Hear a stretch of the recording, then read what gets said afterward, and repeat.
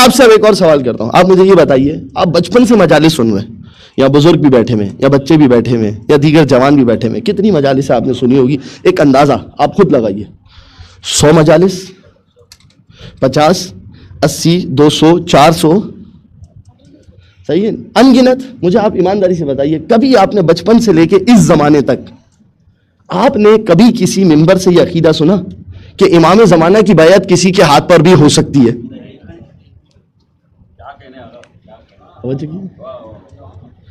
کیا آپ نے کہیں پر یہ عقیدہ سنا؟ اگر یہ ہو سکتی تھی تو پھر امام کو دعائے عہد دینے کی ضرورت نہیں تھی.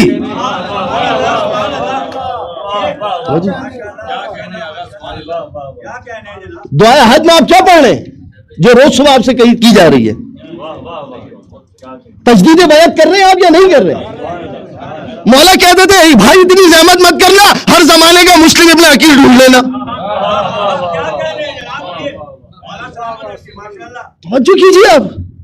دیکھیں میں نے پھر آپ سے ابتدائی گفتگو کہا آپ کو میرے سے اختلاف کا حق ہے, مگر ان دلیل, بالدلیل. اختلاف کیجیے بالدلیل. آپ کے پاس دلیلیں لا کے دیجیے, مجھے کوئی روایت لا کے دیجیے. توجہ کیجیے. مشکل ہے. مشکل کہاں پر ہے؟ دیکھیں مشکل کہاں پر ہے, اس بات کو سمجھیے اور اس دائرے کو سمجھیے کہ مشکل کہاں پر پیش آئے گی.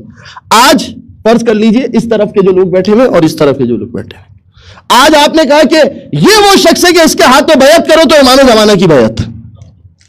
کیوں بھائی یہ بتائیے آپ؟ کہا اس لیے کہ اس کے اندر یہ کوالٹی ہے, اس کے اندر یہ کوالٹی ہے, اس کے اندر یہ کوالٹی ہے. ٹھیک ہے, ساری کوالٹیز ہو گئی.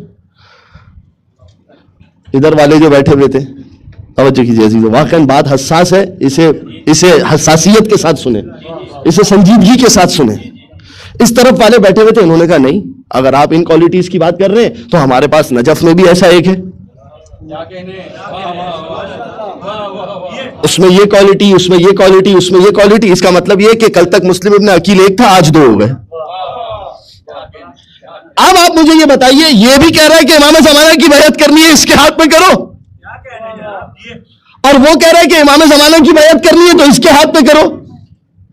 اب ایک بات تو طے ہے نا کہ کسی ایک کے ہاتھ پر امام کی بیعت ہوگی, کیونکہ امام تو ایک ہے.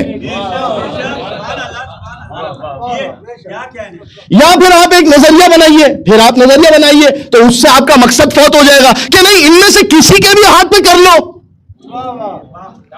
مگر جب آپ کسی کے بھی ہاتھ کی بات کریں گے تو پھر آپ کا مقصد فوت ہو جائے گا, کیونکہ آپ کو تو ایک ہی بنانا ہے.